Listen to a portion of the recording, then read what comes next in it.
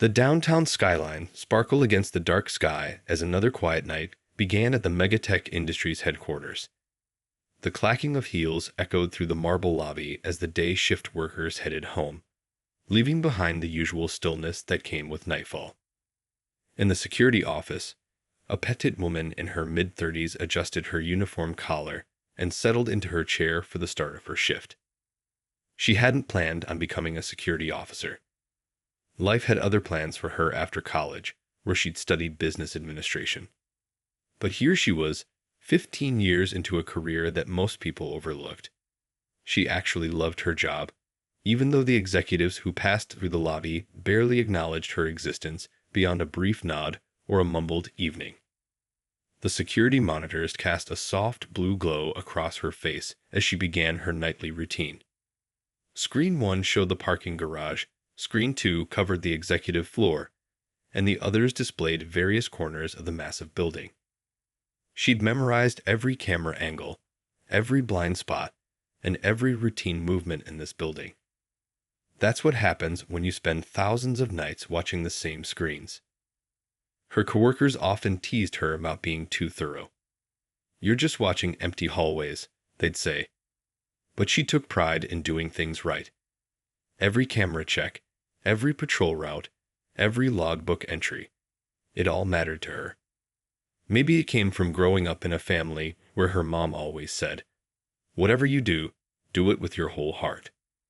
Tonight felt different somehow. The autumn wind whistled outside as she made her first rounds, footsteps echoing through the empty corridors. The building had its own personality after dark, creaking pipes, humming vending machines, and the occasional flash of headlights from passing cars creating shadows on the walls. She remembered her first night shift, nervous and jumping at every sound. Now, she moved through the building like it was her second home. She knew which floor had the squeaky tiles, 3rd, which vending machine had the best coffee, 12th floor, and which security camera needed an extra check because it sometimes froze, parking level B2. As she passed the executive floor, something caught her attention. A light flickered in one of the offices, probably nothing, but worth checking. That's when she noticed the archive room door was slightly ajar. Strange, considering it was supposed to be locked after 6 p.m., no exceptions. Approaching quietly, she heard the soft whirring of a computer. Her hand instinctively moved to her radio, but she waited. Through the crack in the door, she could see someone moving inside. Not a cleaning crew member, they weren't scheduled for this floor tonight. The figure was wearing an expensive suit, definitely one of the higher-ups. Her mind raced through the proper protocols. Sure, executives had access to these rooms, but something felt off. The way they were moving, like they didn't want to be noticed. The external hard drive sitting on the desk wasn't company equipment. She knew because she'd helped it catalog all approved devices last month. She could just walk away. That's what her colleagues would do. "Don't make waves," they always said. But 15 years of experience had taught her to trust her instincts. Something wasn't right, and ignoring it wouldn't make it go away. Taking out her logbook, she carefully noted the time, date, and what she'd observed. Maybe it was nothing. Maybe there was a perfectly good explanation. But as she continued her patrol, that nagging feeling in her gut told her this was just the beginning of something much bigger. She glanced at her watch. 11:42 p.m. The night was still young, and she had a feeling the quiet routine she'd known for so long was about to change. Little did she know, this simple night shift would be the first chapter in a story that would shake the corporate world to its core. The following week passed like any other, but that night in the archive room kept nagging at her thoughts. She noticed more unusual patterns emerging during her quiet night shifts. The same executive was showing up 3 or 4 times a week now, always after 11 p.m., always carrying that same unauthorized hard drive. She started keeping a personal notebook, jotting down times and details. Monday, 11:23 p.m. Archive room, stayed for 47 minutes. Thursday, 11:55 p.m. Same thing, but this time with 2 hard drives. It wasn't just paranoia anymore. Something was definitely off. During one of her routine system checks, she noticed something else strange. The archive room's digital logs showed multiple files being accessed and modified, but the changes weren't showing up in the regular IT reports. Being thorough had taught her that inconsistencies like this were usually red flags. One night, while making her rounds, she ran into the night janitor, an older gentleman who'd been with the company for over 20 years. Been seeing a lot of late-night activity up here lately, he mentioned casually while emptying trash bins. Never used to be like this before the merger talks started. Merger talks? That was news to her.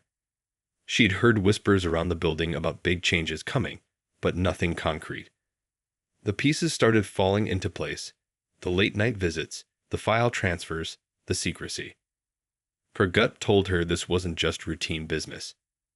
She decided to report her concerns to her supervisor during their monthly meeting. The response wasn't what she expected. "Look," he said, leaning back in his chair with an amused smile, "I know you take your job seriously, but these are executives. They can work whatever hours they want." "But the unauthorized hardware," she started to explain. He cut her off with a laugh. "You're overthinking this. Just focus on your regular duties. Leave the corporate stuff to the corporate types." That dismissive chuckle stuck with her all night. She'd faced this kind of reaction before. People underestimating her, treating her like she was just another uniform. But this felt different. This wasn't about her ego. Something genuinely wrong was happening. The next night, she decided to dig deeper into the security logs. Her clearance level gave her access to basic system activities, and what she found made her stomach turn. Files were being deleted from the archive, not just moved or modified, but completely wiped. Financial documents, merger records, everything related to the company's dealings with their biggest competitor was slowly disappearing. She printed out the activity logs, carefully documenting each deletion. If anyone questioned her actions later, she wanted proof that she'd followed proper procedures. The stack of evidence was growing in her locker, carefully organized and dated. During her break, she overheard two cleaning staff members talking about layoff rumors. "They say if the merger goes through, half the staff will be cut," one whispered. "My cousin in accounting says the numbers don't add up, but nobody's asking questions." Those words hit her hard.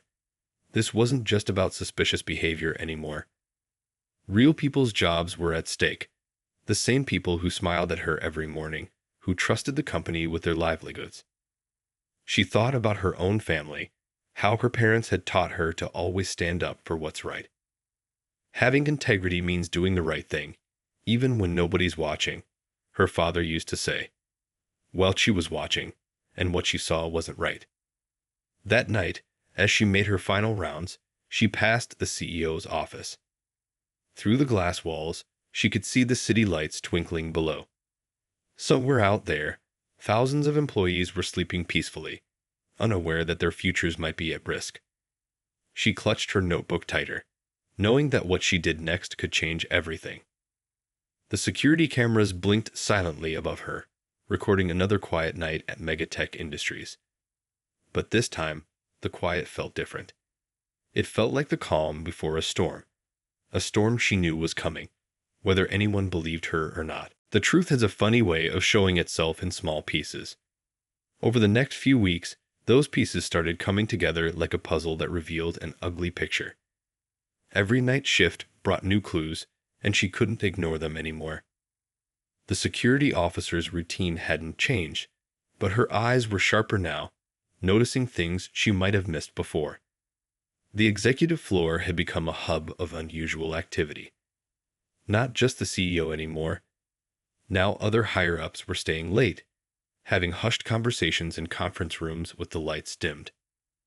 One particularly cold night, she was doing her usual rounds when she heard voices from the break room. Two junior accountants were working overtime, looking stressed and worried. "These numbers make no sense," one whispered. "The foreign accounts don't match our records, but they told us to approve them anyway." She lingered near the water cooler, pretending to fill her bottle while catching bits of their conversation. They mentioned offshore accounts, missing documentation, and pressure from above to keep quiet. Their worried faces told her more than their words. These weren't just random mistakes. The next day, she noticed something odd in the security camera feeds. The CEO's assistant was in early, before sunrise, feeding stacks of papers into the shredder. Not just a few documents, box after box of them. The assistant kept looking over her shoulder, jumping at every sound. That wasn't the behavior of someone doing routine cleaning. During her break, she pulled up the building's network activity logs, something she had access to for security monitoring. The patterns were clear now. Large files were being transferred late at night, always to external devices, always from computers in the executive offices. The transfers peaked whenever there were rumors about the upcoming merger. She started mapping it all out in her notebook, connecting the dots. Late-night meetings, mysterious file transfers, shredded documents, worried accountants. It all pointed to something bigger than just corporate politics. This was starting to look like deliberate fraud. The weight of her discovery felt heavy on her shoulders. She thought about all the ordinary people who worked here, the janitors who shared their midnight coffee with her, the IT guys who always helped with computer problems, the cleaning staff who knew everyone's names. Their retirement funds, their kids' college savings, everything was tied up in company stocks and benefits. One night, she overheard a phone conversation from the CEO's office. The door was slightly open, and his voice carried through the empty hallway. "Nobody's going to find out. Just make sure those records disappear before the merger announcement." The words sent chills down her spine. She walked past the employee photos in the hallway. Hundreds of smiling faces who had no idea their futures were being gambled with. The cleaning lady who was saving for her daughter's wedding. The maintenance man who'd just taken out a mortgage. The young intern who just started his first real job. They all trusted the company with their livelihoods. Her own reflection in the window caught her eye. Just another security uniform to most people. But she knew something they didn't. She had proof now, timestamps, log files, surveillance footage, overheard conversations. All carefully documented, all pointing to a massive scheme that could ruin countless lives. The quiet of the night shift felt different now. Each shadow seemed to hide a secret. Each empty office held evidence of betrayal. She thought about her family's values, about doing what's right even when it's hard. The words of her old security training instructor came back to her. Sometimes being security means protecting people from threats they don't even know exist. As dawn approached, she made her final rounds of the night. The city was waking up, street lights giving way to sunrise. Soon the lobby would fill with employees heading to their desks, trusting that their jobs were secure, their futures protected. They had no idea that just a few floors above them, their trust was being betrayed. She clutched her notebook tighter, knowing she couldn't stay silent much longer. The pattern was clear now, and time was running out. The merger announcement was coming soon, and with it, the chance to expose the truth before it was too late. The night shift was ending, but her real work was just beginning. Walking into the Human Resources office that morning felt like stepping into a lion's den. The security officer had spent 3 sleepless nights preparing her report. Every detail carefully documented, every claim backed by evidence. Her hands trembled slightly as she handed over the thick folder to the HR director. "I understand you have some concerns?" The HR director's voice was polite but distant, her manicured fingers barely touching the folder like it might bite. The next 30 minutes were spent explaining everything. The late-night file transfers, the shredded documents, the suspicious meetings, the worried accountants. The response wasn't what she'd hoped for. "These are very serious accusations," the HR director said, closing the folder without really looking at it. "Are you sure you aren't misinterpreting things? After all, corporate matters can be quite complex." That afternoon, an email arrived in her inbox. Due to organizational restructuring, She was being reassigned to the loading dock, effective immediately. The message was clear as day: keep quiet or things would get worse. The loading dock was worlds away from her usual post. Instead of monitoring security cameras and making rounds, she now spent nights watching trucks come and go, counting boxes in a cold concrete room.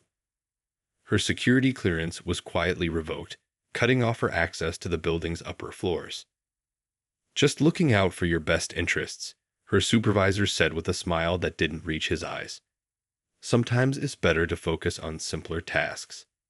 The words stung, but not as much as seeing her replacement upstairs, a new guard who barely glanced at the security monitors.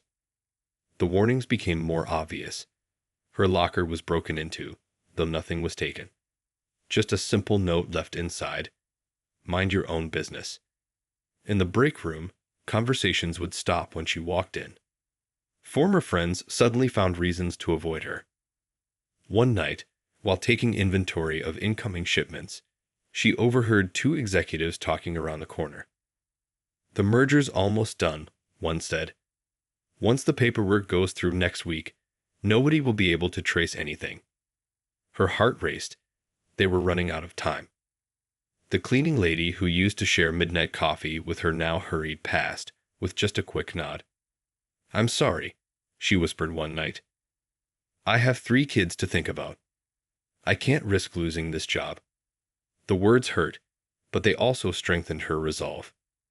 This was exactly why she couldn't stay quiet. Her tiny apartment became a safe house for all her evidence.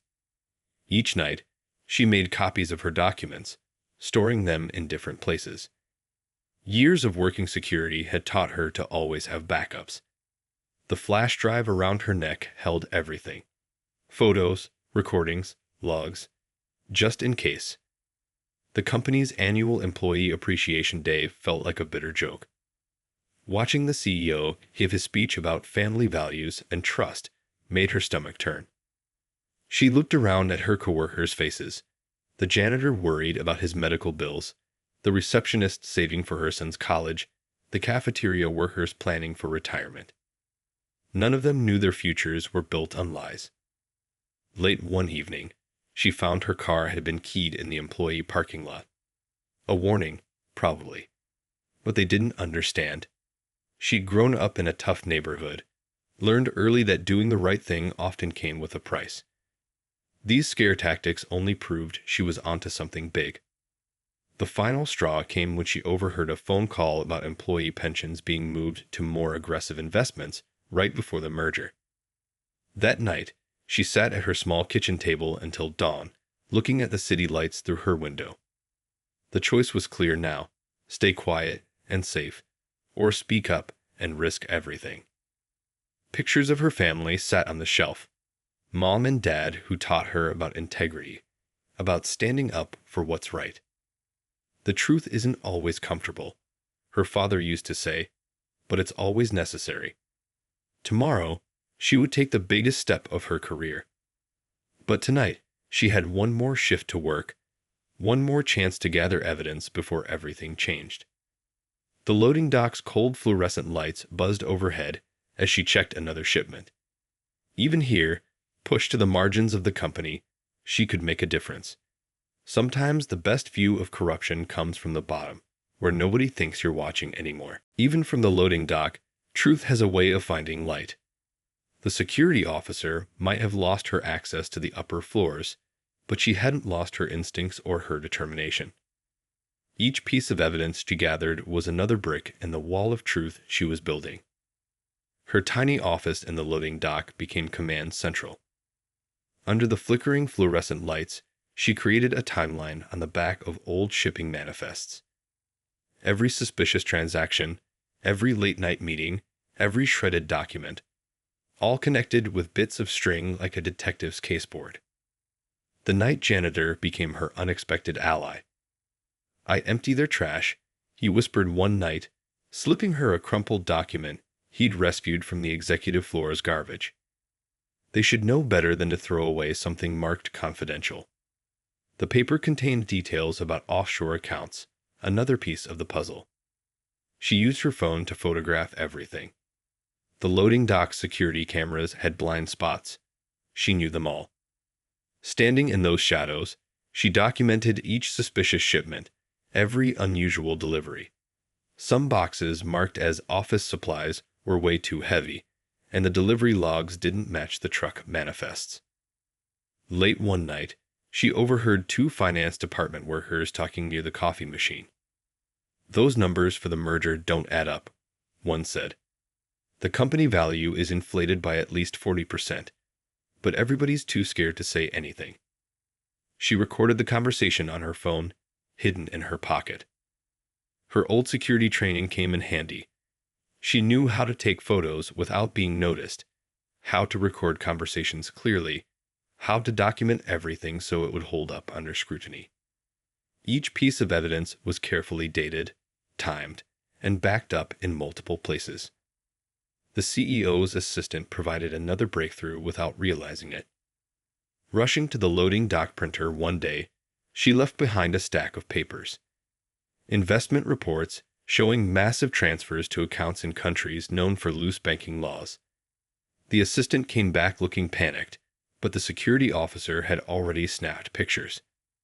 One morning, a young IT worker stopped her in the parking lot. "I've seen what you're doing," he said quietly. "Check the server logs from last month. There are deleted files that shouldn't be gone." He walked away quickly, looking nervous, but his tip led to a goldmine of digital evidence. She started noticing patterns in the company's public statements versus reality. Press releases talked about record profits, while internal documents showed mounting debt. The CEO bragged about employee investment, while secretly planning mass layoffs after the merger. Working from her apartment at night, she organized everything into clear, undeniable proof. Financial records showed money disappearing into fake accounts. Security footage proved late-night document destruction. Email printouts revealed executives discussing how to hide losses from shareholders. The building's delivery logs told their own story. Equipment was being moved out quietly, marked as repairs, but never returning. Company assets were disappearing, but the books showed them still in inventory. Every discrepancy was another thread in the tapestry of deception she was uncovering. Her years of experience taught her to be thorough. Each document was copied, each photo backed up, each recording transcribed. She kept one set of evidence in a safety deposit box, another with a trusted friend, and a third set encrypted on a cloud drive. They couldn't silence the truth by destroying one copy. The employee photos on the wall took on new meaning now. Each smiling face represented someone whose future was at stake. The cafeteria worker saving for retirement. The maintenance man with 3 kids in college. The receptionist caring for her elderly mother. Their trust was being betrayed, but she had proof. Late one night, as she logged another suspicious shipment, she heard footsteps approaching. Quickly hiding her notebook, she pretended to check inventory as 2 executives passed by. They didn't even glance her way, just another invisible worker in the background. Their mistake was thinking that invisible meant powerless. Looking at her gathered evidence, she felt the weight of responsibility. This wasn't just paperwork anymore. It was ammunition for justice. Years of watching, documenting, and staying quiet had led to this moment. The merger announcement was days away, but she was ready. Sometimes the biggest acts of courage come from the smallest offices, even ones in the loading dock. Sometimes the biggest decisions come in the quietest moments. Sitting at her kitchen table at 3 a.m., surrounded by stacks of evidence and cold coffee cups, the security officer knew she'd reached a turning point. The merger announcement was scheduled for next week, and thousands of people's lives hung in the balance. Her TV hummed softly in the background, playing an old movie about standing up for what's right. How simple they made it look. In real life, doing the right thing felt like carrying a mountain on your shoulders. Her hands shook slightly as she looked through her gathered evidence one more time. The anonymous threats had gotten worse. Yesterday, she'd found her mailbox stuffed with torn-up photos of herself walking to her car. a clear message that she was being watched. The company's security team, her former colleagues, now followed her on her lunch breaks. They weren't even trying to be subtle anymore. Her phone rang, her mom calling to check on her. "You sound tired, honey," her mother said. "Is everything okay at work?" She wanted to tell her everything, but she couldn't risk involving her family. "Just busy," she replied, her throat tight with unspoken words. After hanging up, she stared at the family photo on her wall, remembering her dad's words about integrity being non-negotiable. The evidence was overwhelming. Financial records showing millions hidden in offshore accounts. Security footage of late-night document shredding. Emails discussing how to hide the company's true financial state from investors.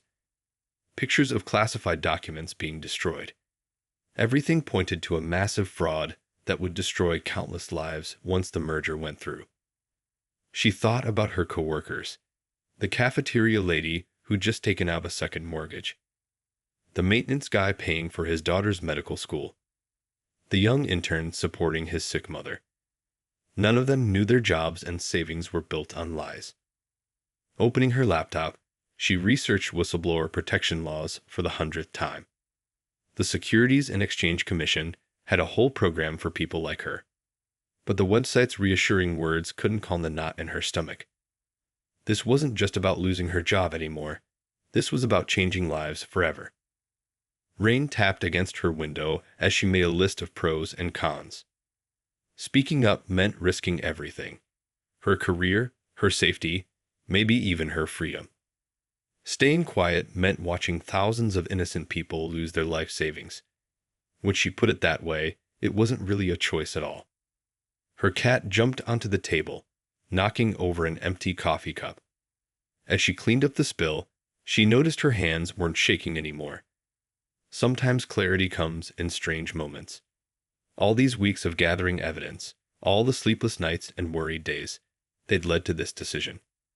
She carefully organized her evidence into 3 separate packages. One for the SEC, one for a trusted journalist, and one for her lawyer. Each document was labeled, each photo dated, each recording transcribed. Years of security work had taught her to be thorough. There could be no loose ends. The merger announcement would happen Monday morning. The CEO would stand in front of cameras, talking about synergy and growth opportunities. Behind his smile would be the truth she'd uncovered, the massive fraud, the hidden losses, the planned layoffs.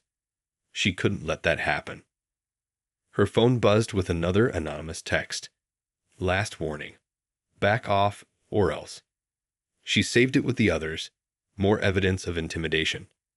They thought threats would silence her, but they'd actually made her stronger. Every threat proved she was on the right track. Dawn was breaking as she finished her preparations. The city was waking up, people heading to work, trust their futures to a company that was betraying them. She'd spent 15 years in security, watching and protecting. Now it was time to protect people from something they couldn't see coming. Her hand reached for her phone, hovering over the number for the SEC whistleblower hotline. One call would change everything, not just for her, but for everyone involved. The weight of the moment pressed down on her, but her resolve was clear. Looking out at the sunrise, she thought about all the ordinary people who would be affected by her decision. The ones who smiled at her in hallways, shared elevator rides, trusted the company with their futures. They deserved to know the truth, whatever the cost to her. The phone felt heavy in her hand as she dialed the number. Sometimes the biggest acts of courage happen in small apartments, with shaking hands and a clear conscience. The line started ringing, and she knew there was no turning back. The wheels of justice turn slowly, but they do turn. After that early morning phone call to the SEC, things started moving in ways she never expected. The investigator who took her call spent 3 hours going through her evidence, his voice growing more serious with each detail she shared. "Stay at your post," he told her. "Act normal. We need you to be our eyes and ears." Easier said than done when your hands shake every time the CEO walks past. But 15 years of security work had taught her how to keep a straight face, how to look busy while watching everything. The loading dock became her front row seat to the investigation. She noticed subtle changes: men in plain suits doing maintenance checks, new security cameras appearing in strange places, unmarked cars in the parking lot. The FBI moved like ghosts, building their case piece by piece. Her phone now had 2 numbers saved under innocuous names. Pizza Delivery was actually her FBI contact. Jim Buddy was the SEC investigator. They never met in person. Too risky. Instead, she'd leave updates in different spots around the city: a coffee shop bathroom, a library book, a grocery store locker. One morning, she watched the CEO's assistant rushing through the lobby, looking pale and nervous. Word was that federal agents had questioned her the day before. The assistant's desk had been empty for hours that afternoon. Family emergency, they said, but everyone knew better. The hardest part was keeping quiet when she overheard coworkers worrying about their futures. The young accountant talking about his new house payment. The ed guy excited about his upcoming wedding. She wanted to warn them, tell them to hold off on big decisions, but she couldn't risk blowing the investigation. Her late-night shifts became a strange dance of pretending and observing. She'd wave to the cleaning crew while secretly photographing executives removing boxes from their offices. She'd chat about the weather with security guards while noting which computers were being wiped clean late at night. The investigators moved carefully, gathering evidence from multiple sources. Company emails were being monitored. Phone calls were recorded. Financial records were being traced across continents. She was just one piece of a much larger puzzle, but her evidence had started it all. Some nights, she'd catch glimpses of the federal agents working. They'd pose as maintenance workers, IT support, even delivery people. Once, she saw them copying hard drives while pretending to upgrade the computer system. It was like watching a silent movie where she knew the ending but couldn't tell anyone. The CEO seemed nervous now. His confident strut had become a worried shuffle. She noticed him taking more private calls in the stairwell, looking over his shoulder more often.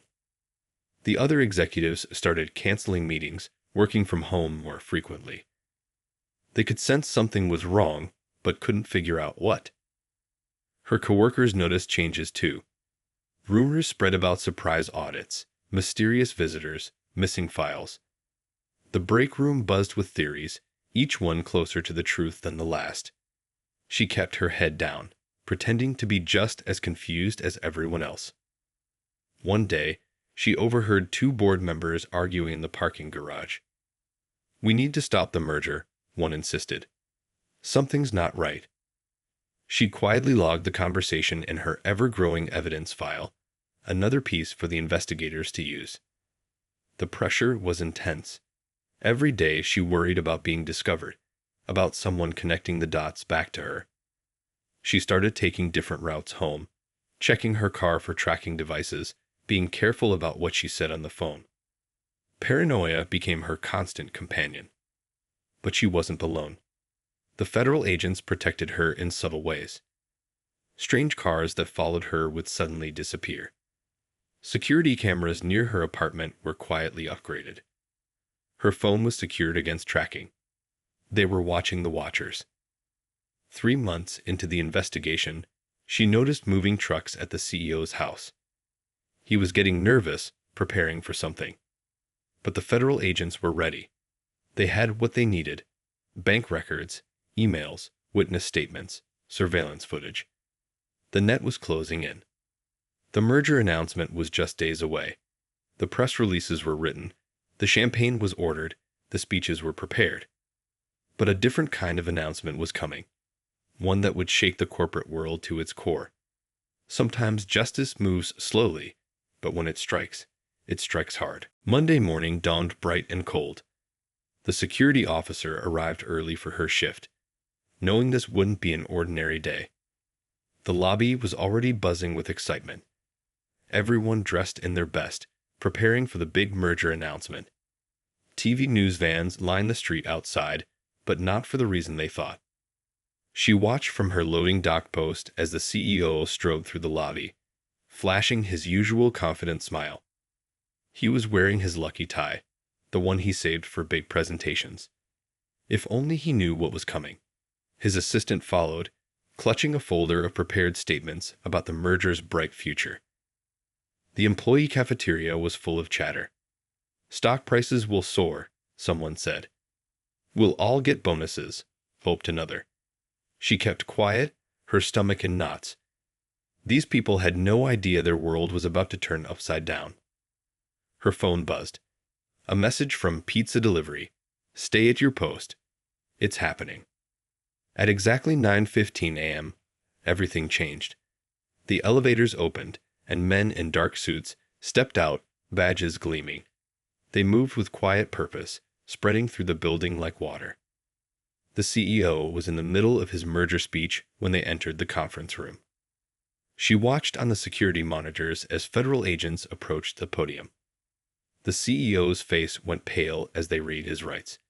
Cameras flashed, capturing the moment for tomorrow's headlines. The same executives who had laughed at her concerns months ago now sat frozen, watching their carefully built lies crumble. The building erupted in chaos. Employees gathered in clusters, whispering and pointing. News crews outside went live, broadcasting the arrests. Security guards, her former colleagues, looked lost, unsure whose orders to follow. But she stayed at her post, watching it all unfold through the loading dock cameras. Boxes of evidence were carried out, the same documents she'd carefully cataloged over months. Financial records, hard drives, shredded papers taped back together. Each box told part of the story she discovered. The CEO's assistant broke down crying, confessing everything to the investigators. Word spread fast. The merger was halted. The stock trading was suspended. Employees huddled around phones and computers, reading news alerts about their own company. The fraud was massive. Hundreds of millions hidden, thousands of jobs at risk, retirement accounts in danger. But there was hope in the chaos. The federal agents had a plan. The company wouldn't be destroyed. It would be saved. The corrupt executives would face justice, but the ordinary workers' jobs were protected. The truth had come out in time to prevent the devastating merger. She watched her coworkers' faces change from shock to anger to relief. The young accountant who'd worried about the numbers. Now he knew why they hadn't added up. The egg worker who'd helped her. She saw him nodding quietly, knowing he'd done the right thing. By afternoon, the news was everywhere. Reporters crowded the lobby, trying to interview shell-shocked employees. The board of directors released an emergency statement, promising to cooperate with investigators. New management would be brought in, they said. The company would survive. The CEO's office was sealed with police tape. Through the glass walls, she could see federal agents boxing up his belongings. His lucky tie lay discarded on the chair. He wouldn't need it where he was going. Justice looked different up close than she'd imagined. Her phone kept buzzing with messages from concerned family and friends who'd seen the news. "Are you okay?" they asked. "Is your job safe?" She couldn't tell them yet about her role in all this. That would come later, when the dust settled. The cleaning lady who'd been saving for her daughter's wedding stopped by the loading dock. "Thank God someone spoke up," she said, not knowing she was talking to that very person. "We almost lost everything." Those words made all the sleepless nights worth it. As the sun set, she watched the last federal agents leave, carrying boxes of evidence she'd helped gather. The building felt different now, cleaner somehow, like a fever had broken. Tomorrow would bring changes, investigations, reorganization. But tonight, truth had won. Looking at the city lights from her usual spot, she felt strangely peaceful. Sometimes the biggest victories look like chaos at first. Sometimes the quietest person in the room can make the loudest noise. And sometimes justice wears a security uniform and works in a loading dock. 1 year later, the security officer stood in the same lobby, but everything was different. Gone were the old faces of corruption, replaced by new management who actually cared about doing things right. The company hadn't just survived, it had become stronger, more transparent, more human. Her own life had changed in ways she never expected. After her identity as a whistleblower became public, the reactions surprised her. No more hiding in the loading dock. She'd been promoted to head of corporate security and compliance. The same executives who once ignored her now asked for her advice on protecting the company's integrity. The morning routine still felt surreal. Employees smiled and waved as she walked through the lobby. Some would stop to chat, sharing stories about how close they'd come to losing everything. "My retirement fund was almost wiped out," one veteran employee told her. "You saved our futures." Her new office had a window, quite a change from the loading dock. But she kept a photo of her old security desk, a reminder of where it all started. On tough days, when paperwork piled up and decisions got hard, that picture reminded her that courage often starts in the smallest places. The company's transformation became a case study in corporate ethics. Business schools taught it, newspapers wrote about it, other companies learned from it. The old CEO and his partners faced justice, prison terms, fines, their reputations destroyed. But more importantly, thousands of ordinary workers kept their jobs and savings. She helped design new whistleblower protection policies, making sure future employees would have safe ways to report concerns. The loading dock now had the same security access as executive floors. No more hierarchy in security, she insisted. Problems can be spotted from anywhere. The cleaning lady's daughter got married in a beautiful ceremony, paid for with a retirement fund that almost disappeared. The young accountant bought his house, now confident in his job security. The IT guy who'd helped her got promoted too. Small victories that meant everything. Her phone didn't buzz with threats anymore. Instead, she got messages from other companies asking for advice on building ethical cultures. She spoke at conferences, sharing her story with other security professionals. "Look out for the quiet ones," she'd tell them. "They see everything." The boardroom where the CEO was arrested became a meeting space for employee committees. Workers from every level could share concerns, suggest improvements.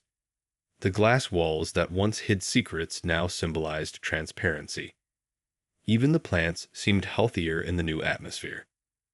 Her old notebook, filled with evidence and observations, sat in a special display case in the company museum. Next to it, a simple plaque read, "One person's courage can change 1,000 lives." Sometimes she'd catch new employees reading it, standing straighter afterward. The city skyline looked different from her new office, but she still did night patrols sometimes. Old habits die hard, and there was something comforting about walking the quiet halls. Security guards would nod respectfully. They knew her story, knew she'd elevated their whole profession. Her family finally heard the full story at a company award ceremony. Her mom cried, her dad hugged her tight. "We always knew you were special," they said. But she didn't feel special, just someone who'd done what needed doing. The real reward was seeing families staying whole, dreams staying alive.